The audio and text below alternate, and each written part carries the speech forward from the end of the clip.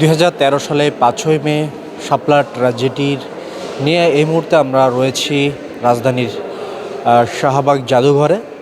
দর্শক, তৎকালীন সময় সাবেক প্রধানমন্ত্রী শেখ হাসিনার আমলে শাপলা চত্বরে যে হেফাজতে ইসলামের 13 দফা দাবি নিয়ে তারা আন্দোলনে যুক্ত হয়েছিল মতিঝিল শাপলা চত্বরে, সেই রাতেই কিন্তু এক বর্বর নির্মম হত্যাযজ্ঞ চালানো হয়েছে, যার নির্দিষ্ট সংখ্যা কিন্তু এখনও পর্যন্ত সরকারিভাবে জানানো হয় নাই।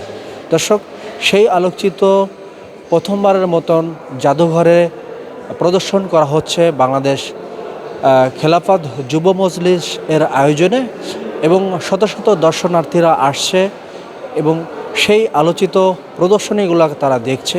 দর্শক, পুরো সময়টা জুড়ে আমরা সকল তথ্য আপনাদেরকে আমরা দেখানোর চেষ্টা করব। যদি আমরা একটু 2013 সালের 5ই মে হেফাজতে ইসলামী যে 13 দফা দাবি নিয়ে শাপলা চত্বরে তারা একত্রিত হয়েছিল, সেই 13 দফা যদি একটু আপনাদেরকে আমরা দেখানোর চেষ্টা করি।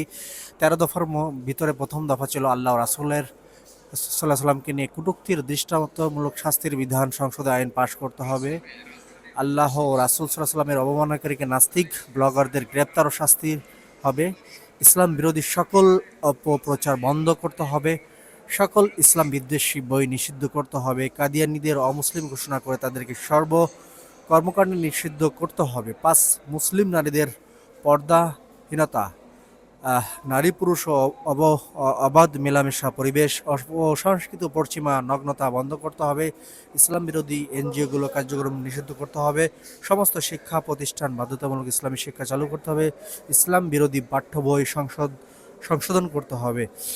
সব ইসলামী রাজনৈতিক দলগুলো কার্যক্রমে বাধা প্রদান বন্ধ করতে হবে। মসজিদ মাদ্রাসার উপর নজরদারি ও দৃষ্টান্তমূলক পদক্ষেপ করতে হবে। এমনই কিন্তু তাদের যে 13টা দফা, সেই 13টা দফা নিয়ে কিন্তু তারা সেই দিন মাঠে নেমেছিল, এমনটা কিন্তু আমরা জেনে রয়েছে।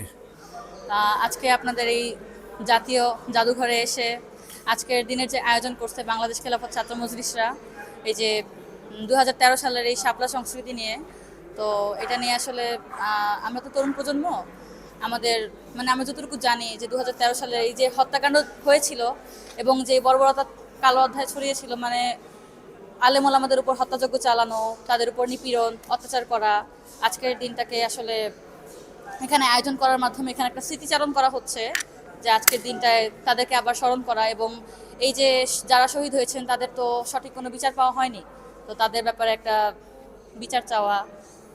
তো আমরা তরুণ প্রজন্ম যারা আছি, আমাদের বড়রা যারা আছেন, আমরা সবাই এটার জন্য বিচার চাই, দাবি জানাই বিচারের, কারণ ফ্যাসিবাদরা যা কুচট করে গেছেন, তো আমরা এর বিচার চাই।